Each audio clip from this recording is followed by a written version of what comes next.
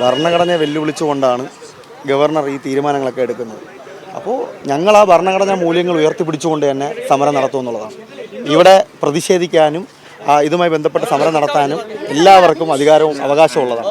അപ്പോൾ ഗവർണറായി വന്നാൽ ഞങ്ങൾ അംഗീകരിക്കും. പക്ഷേ ഗവർണർ സംഘീയായി സർവകലാശാലയ്ക്കകത്ത് സംഘീയായ ചാൻസലറായി വന്നാൽ RSSന്റെ അജണ്ട നടപ്പിലാക്കുന്ന ആളായി സർവകലാശാലയ്ക്കകത്ത് വന്നാൽ അത് ഞങ്ങൾ അംഗീകരിക്കില്ല. വരും ദിവസങ്ങളിൽ എങ്ങനെ സമരം മുന്നോട്ട് കൊണ്ടുപോകാനാണ്? അല്ല, ആരിഫ് മുഹമ്മദ് ഖാനുമായി ബന്ധപ്പെട്ട കാര്യങ്ങളൊക്കെ നിങ്ങൾക്ക് അറിയാമല്ലോ. അവരെങ്ങനെയാണ് ഈ സർവകലാശാലയെ കണ്ടതും ഇവിടുത്തെ വിദ്യാർത്ഥികളെ അഭിസംബോധന ചെയ്തതടക്കം നിങ്ങൾക്കറിയാമല്ലോ. എനിക്ക് തോന്നുന്നു ഇപ്പോൾ സർവകലാശാലയ്ക്കകത്ത് RSSന്റെ കാര്യങ്ങൾ കൈകാര്യം ചെയ്യുന്ന ഒരു ശ്രീകുമാറുണ്ട്. അതായത് ഈ കാര്യങ്ങളെല്ലാം, ഈ അജണ്ടകളെല്ലാം നടപ്പിലാക്കാൻ വേണ്ടി ഈ ഗവർണറിൻ്റെ ഏജൻ്റായിട്ട് RSSന്റെ ഏജൻ്റായിട്ട് പ്രവർത്തിക്കുന്ന ഒരു ശ്രീകുമാർ എന്ന് പറയുന്ന ശ്രീകുമാറുണ്ട്. RSSന്റെ കുറച്ച് അടിമകൾ ആ രാജ്ഭവൻ്റെ അകത്ത് പ്രവർത്തിക്കുന്നുണ്ട്. അപ്പോൾ അവർക്കിടയിൽ ഒരു സംസാരം അത് ഇപ്പോൾ പുറത്തു വന്നിട്ടുണ്ട്. ഇതുമായി ബന്ധപ്പെട്ട് അതായത് SFIയുടെ സമരങ്ങൾ എന്താണെന്ന് ഗവർണർക്ക് മനസ്സിലാവുന്നില്ല എന്നുള്ളൊരു കാര്യം പറയുന്നുണ്ട്.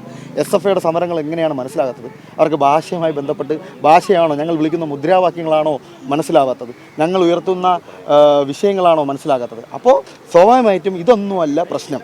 അവർക്ക് പ്രശ്നം അവർ ഈ സർവകലാശാലയ്ക്കകത്ത് കാവ്യവൽക്കരിക്കാൻ വേണ്ടി വലിയ ശ്രമങ്ങൾ നടത്തുന്നു. ആ ശ്രമങ്ങളെ ഏതറ്റം വരെയും പോയി ചെറുത്ത് തോൽപ്പിക്കാൻ വേണ്ടി ഞങ്ങൾ SFI ഗവർണറെ SFI തെരുവിൽ തടഞ്ഞിരുന്നു. വലിയ സംഘർഷങ്ങൾ, പ്രതിഷേധങ്ങൾ ഉണ്ടായിരുന്നു. അത്തരത്തിൽ തെരുവിൽ നിലവിലെ ഗവർണറെ തടയാൻ ആലോചനയുണ്ടോ? അല്ല, എനിക്കിപ്പോൾ ഞാൻ SFIയുടെ തിരുവനന്തപുരം ജില്ലാ സെക്രട്ടറിയാണ്. ഇതിനകത്ത് മറുപടി പറയേണ്ടത് SFIയുടെ സംസ്ഥാന കമ്മിറ്റിയുടെ ഭാരവാഹികളാണ്. അല്ലാതെ KSUവിൻ്റെയും ABVPയുടെയും നേതാക്കന്മാർ പറയുന്നത് പോലെ എനിക്ക് ഒറ്റയ്ക്കായിട്ടൊരു തീരുമാനം പറയാൻ പറ്റില്ല. സംസ്ഥാന കമ്മിറ്റി അല്ലെങ്കിൽ സംസ്ഥാന നേതൃത്വം പറഞ്ഞു കഴിഞ്ഞാൽ അതുമായി ബന്ധപ്പെട്ട് സമരങ്ങളുമായി ബന്ധപ്പെട്ട് ജില്ലാ കമ്മിറ്റി പോകുമെന്നുള്ളതാണ്. ഈ വൈസ് ചാൻസലറുടെ ചുമതല സിസാ തോമസിന് നൽകിയിരിക്കുകയാണ്. അവർ നാളെ സർവകലാശാലയിലേക്ക് വന്നാൽ എന്തായിരിക്കും SFIയുടെ പ്രതികരണം? അവർ വരട്ടെ, അപ്പോൾ നമുക്ക് നോക്കാം. അവർ വരട്ടെ. ഈ സിസാ തോമസ് എന്ന് പറയുന്ന VC KTUവിനകത്ത് സാങ്കേതിക സർവകലാശാലയ്ക്കകത്തും VC ആയിരുന്നിട്ടുണ്ട്, ഡിജിറ്റൽ സർവകലാശാലയ്ക്കകത്തും VC ആയിരുന്ന ആളാണ്. അപ്പോൾ ആ സമയത്തൊക്കെ SFI അവരെ നല്ല രീതിയിൽ സ്വീകരിച്ചിട്ടുണ്ട്. അത് സിസാ തോമസിന്, ബഹുമാനപ്പെട്ട VC ആയിട്ടുള്ള സിസാ തോമസിന് നല്ല ധാരണയുണ്ട്. SFI എന്താണെന്നും SFIയുടെ സമരങ്ങൾ എന്താണെന്നും സിസാ തോമസിന് അറിയാം. അതുകൊണ്ട് അവർ വരട്ടെ, ഞങ്ങളവരെ കാത്തിരിക്കുകയാണ്.